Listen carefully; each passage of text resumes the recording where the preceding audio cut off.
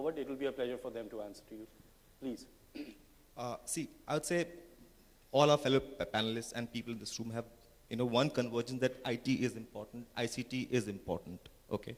And there are conventional ways of doing it, like dropping in more PCs in the labs, opening up more come to lab for students, maybe broadcasting lectures through EDISAT. Successful way of doing it, fantastic way of doing it. But, what in Microsoft and as, we kind of believe in is fundamentally what we need to do is we need to disrupt the way education or learning actually happens in classrooms. That's a fundamental. We at Microsoft are really excited to drive initiatives like that. For example, the intent should not, of course, usage of computers, usage of internet is important, but taking advantage of technology, internet, and whatever is available to communicate better, to connect better, with teachers and students amongst themselves to kind of, connect on real time and, share information on real time. Teachers, equipped enough to kind of have mini assessments of the students of what they're learning and how they're learning on real time basis. That's the type of scenario we should all, kind of move towards. Just to give you an example of one of the products is called Live at EDU, a cloud offering. It's again an ICT, a collaboration tool, about 15 million students around the world using this, and we have some really staggering results, because of the technique, the blended technique.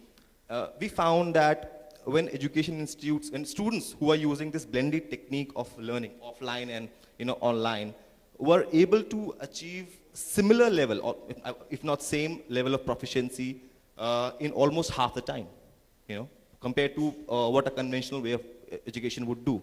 So, no doubt about it that yes, ICT is critical, information technology is critical for education, but what we really feel is, and all of us agree on that, all of us feel it's fine.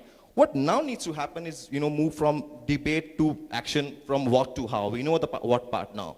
And luckily, the scenario we are in, we have the political leadership who is, open to change, who is open to reforms. And from a technology perspective, with the emergence of cloud, we have that type of platform which is tailor-made for education institute, where they don't really have to make any investment in, hardware and, things like that. I think this is the time to do it, and why not? Why not, sort of? No, thank you very much. I mean, this is precisely.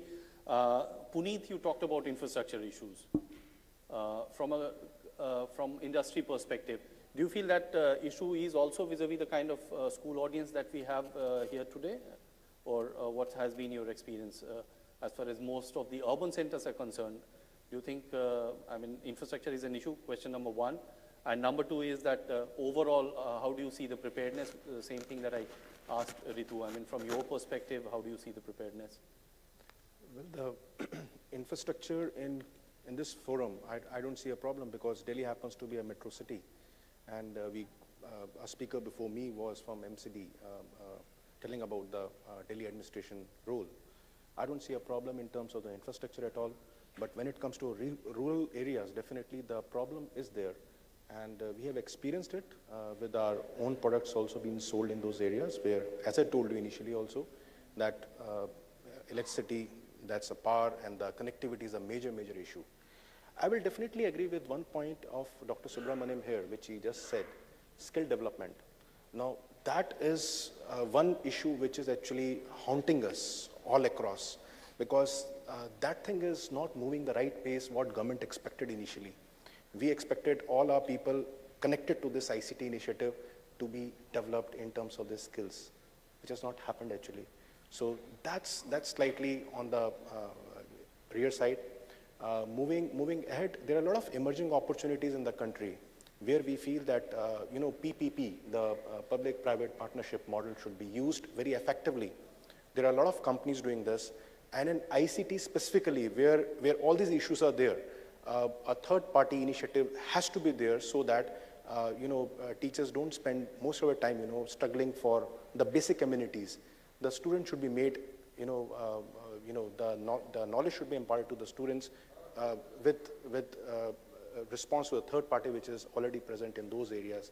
And government is aggressively moving forward, but still I see a lot of gaps in that area of operation also. Thank you, Puneet. I mean, that was precisely what we wanted to draw out on this forum. I mean, may not necessarily because we wanted to draw this out so that the message can go across that, yes, on one hand, while we are prepared, the same level of preparedness has to come in from the public side also, actually. So to that extent, thank you, Puneet. Coming to Amit, it was nice to know that your products are doing so well and reducing costs. Probably that will help us address the R that Dr. Ganguly, Mr. Ganguly was talking about. He was mentioning about the rates coming down, so I'm sure that for IT hardware companies like us, you're giving us a challenge to bring that down. But I'm sure that these kind of healthy challenges within technological challenges actually help deliver the best to the audience, to the consumer. But coming back to your example of 30,000 schools that you've been able to cater to, how do you see the role of ICT in accelerating the Sarv Shiksha Abhiyan, for that matter? I mean, just your experiences, how do you see that happening? I think ICT is playing very important role. The government initiative in terms of ICT, or you can say SSA, these kind of things are playing very important role for companies like hardware manufacturing or software or companies like us to grow, number one. Number two, this is helping students to get access to computers, to education, to contents, to courseware and all other things. If I look at ICT, government is pumping in a lot of money because, and in Sarv Shiksha Abhiyan, government has just announced enhancement of funds and all other things. So these are the various tools which are helping Indian students to get access to what is available to develop a student in a developed nation.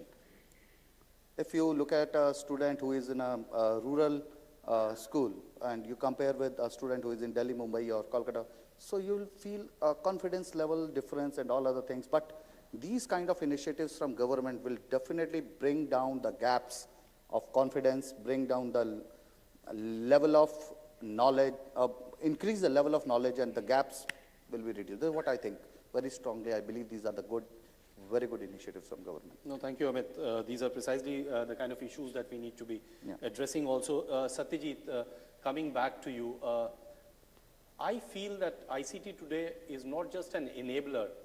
You know, while on one hand, while the industry does a lot of CSR, a lot of these private schools also can use ICT for doing CSR on their behalf. You know, I mean, one is companies like Epson, HP, the kind of carbon footprint reduction enablement that you do, number one. Number two, also most of these schools are under an obligation to take in some underprivileged children, a certain percent of underprivileged children. I feel that ICT can be a great tool even to teach them. I mean, those children who have been underprivileged or have not had that kind of atmosphere at home, for them to really get themselves equipped and on to level. Your views on that? In fact, what I feel is ICT overall, we are talking about some connectivity, maybe irrespective of whether, you know, rural or urban India. Urban India, definitely there are no issues, but definitely the issues lie in the infrastructure development in rural areas. Now, underprivileged students, children, are not getting exposed, maybe because of various reasons, across rural India, even in places like metros like Bombay, Delhi, and elsewhere. What I feel is there has to be, of course, right now we are struggling hard to get the basic infrastructure in place. When we are talking about ICT overall, yes, the initiation has happened because of government giving funds or giving the basic ammunitions to struggle hard to get education across people around. But what I mean to say is when we are talking about rural India, connecting rural India, the basic amenities are not there in place. If at all we are talking about electricity is not there, the roads are not there, people are unable to reach out to those places. If we are talking about connectivity from those kind of places, then definitely we are, you know, heading to something where, you know, there is no end to it. But yes, we have initiated those. People have initiated those in urban area. Connectivity is there from rural places where the approach is better, and slowly the underprivileged children or the people under poverty line will definitely, because that is the first aim of government initiation when they talked about ICT or education to everybody. So definitely even the private schools are also, getting into those kind of, even the NGOs are working towards, education for all level of people, all scope, and they are working on scope, all the scopes, options available across. No, thank you very much, Satyajit, because I definitely feel that being part of the IT industry, ICT industry, probably we are on our side, we are playing a great role in reducing the kind of carbon footprint. Just imagine that if each and every village of India were to be connected, and half of the things that we currently print and throw it away as waste, I mean, the amount of energy that goes into making of paper, printing, and other things, reprinting, so if you can reduce that. Coming back, I mean, since there is a school audience, I have a bit of a social issue, Professor Tripathi, that I want to ask you. This is something that keeps on coming to my mind all the time. I mean, on one hand, we keep on talking about the role of ICT, enhancing the role of ICT for school education or education in general. But how do you think how should we tackle the social and the legal issues which are associated with ICT exposure to students? Okay. I think this is a very pertinent question here. Coming to for example, this example, multiple usage of a single computer, I was immediately thought of, well, maybe we don't have to buy any more pirated software. Okay, we buy good software, authorized software for one computer, and that can be used by 10 different people or 5 different people, rather than, buying so much software. Yeah, I think that is a great solution, actually. Yeah, this is one of the legalities. Yes, but going to school education, I would still say that use of internet has still not completely utilized. Use of ICT has still not completely utilized in schools. Even in university, not utilized. Okay. So there is a tremendous scope for improving ICT in schools, in universities, and almost every walk of life. As he was pointing out a few minutes ago, that yes, even in the school audience, the schools, some of them are in big cities, but most of them are in rural India. So unless we improve our infrastructure, especially the internet facility that goes to each village, goes to each blocks, and they may not be able to operate ICT in a big deal. But yes, there is big scope for ICT improvement, ICT development, and its impact on school education. I was giving an example of interactive school board, that board. There are many examples of that. One can be used. But simultaneously, as I told you, that the teaching material, and I'm sure that teaching also today is also done by internet. One can also access a note. If the student has some problem, he doesn't want to understand the topic, he can always go back, sit in his home, and listen to a lecture of a teacher a second time or third time. If it is recorded in a school and put on internet, so that he can just go back home and listen back to it again. So that way also it helps the teacher, helps the student there. And this is not utilized properly. If the schools, if the teachers are asked to give their lectures recordings, so the lecture will be put in internet server of the school, or available access all over the quite a few of them are being done by a lot of schools that I know, yeah. But the only thing is it needs to be spread. But if there are no questions, then we will be wrapping up because we are running short of time. So, yes, Professor Subramania. There are few you said about legal issues. There are several things which have to be done. One is open source initiative, because legality of licenses has to be broken somewhere. The second is open education resources. I think you have done a lot of things because education is free, learning is free. But if you want a certificate, you pass exam. So all contents of education is available free of cost, downloadable in your website. So So that is what the initiative we have taken, so that education, learning is free. But if you want certification for your learn, what you learn, then you pay for examination fees and maybe possibly participation in the course. So I think this is one of the legal issues we can do it. The second is infrastructure. We have to share the infrastructure. It's not possible to create infrastructure for every school. So sharing infrastructure, the cloud services, we are trying to develop the idea of tariff, like TRI, what kind of cost it has to make for schools to adopt. Instead of setting up the servers, desktops, everything, you have cloud services used through internet access media, any device we have. So that kind of tariff structure has to be finalized. I think we are trying to take up kind of regulatory measures for tariff structure so the cost can come down with volume increases, right? There is another area of cloud services to be taken into. These are the areas we are trying to work on as a kind of media to reach. And third area is physically challenged persons. There are a lot of initiatives we have taken even to teach sign language for the teachers, because there are not lot of teachers who can teach sign language.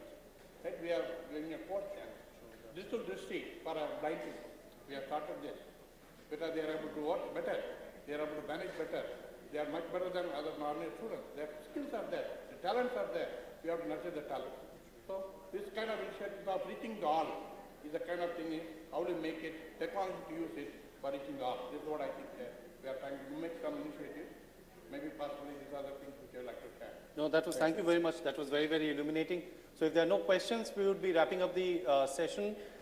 Thank you, panelists, for joining in and for, yeah, is there a question? Yes?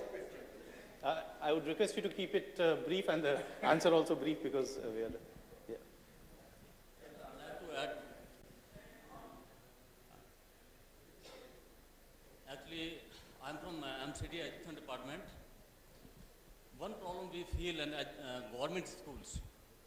First of all, I'd like to ask actually from our teacher fraternity. Actually, be as a administrator, we also want to bring the ICT in our classes. First of all, actually our one problem was that accessibility to children. By to a certain extent, we have overcome that problem, and our enrollment has improved quite. Now the next problem is that the giving quality education to students. As we all know that ICT is a tool for our actually teachers, and that is very helpful to teachers. But in our schools, as a pilot project, we have actually adopted in some schools. We have actually opened the lab also in about 1381 schools, and other some K-yarn type, one computer projector, that also we have actually provided in some schools. But one thing we have actually experienced, that our teachers are not prepared. They are just, somehow they are actually refraining to accept the technology. Maybe that they are not actually, they don't want to share the responsibility, or I think, but we perceive that we are not actually able to convince them that it is user-friendly for them to make their job easier. So how and what you are, as a ICT company, what you are going to do for bring that desirable attitudinal change among our teachers? That's the question for you, please. Would you like to answer, Ritu, onto this? Because this brings to the exact point that Mr. Ganguly had made in the morning, the resistance to change. So,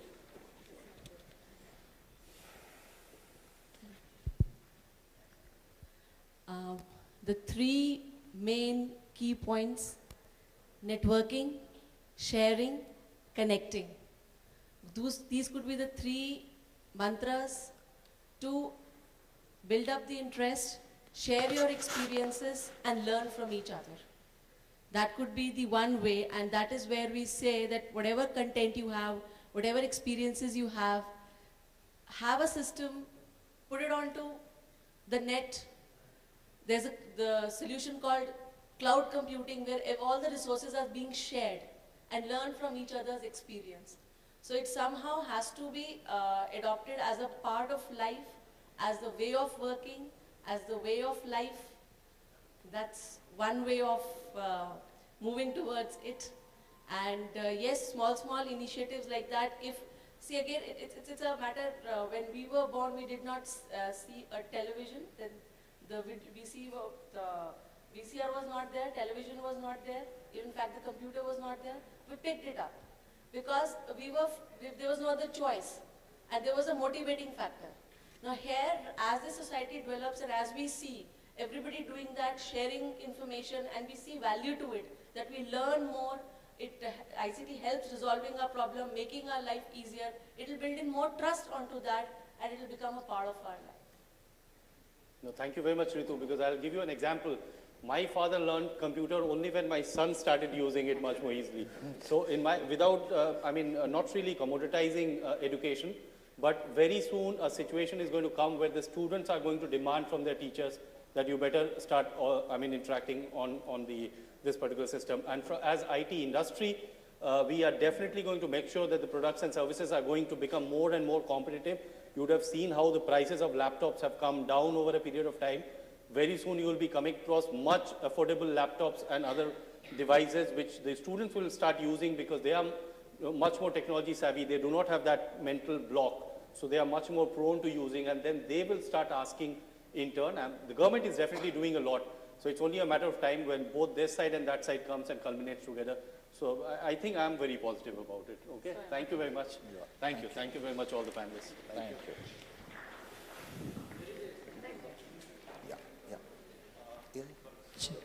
Thank you so much, sir. It was indeed a stimulating discussion. I request the panelists to be there with us on the main stage. On this note, I would like to invite upon Ms. S. Mohini Ratna, editor VARIndia, to join us on the stage and present mementos to our moderator and our distinguished panelists who presented to us such a stimulating discussion.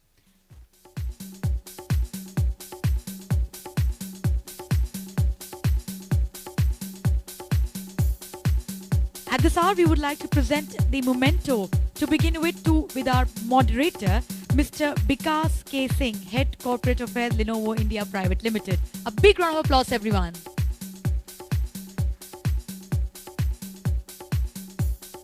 We have the memento for Mr. Amit Khanna, memento for Professor Subramaniam. Everyone, a big round of applause. Memento for Sir. Memento for Mr. Mohammad Danish.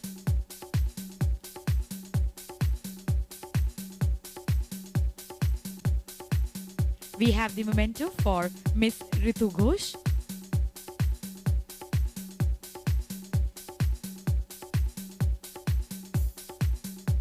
We have the memento for Mr. Puneet Sabharwal. And last but surely not the least, we have the memento for Mr. Satyajit Satpathy. Thank you, ma'am, for doing all the honors. Once again, many thanks to our moderator, Mr. Singh, and all the panelists for the stimulating discussion. Ladies and gentlemen, this brings us towards the last stage. Last but surely not the least.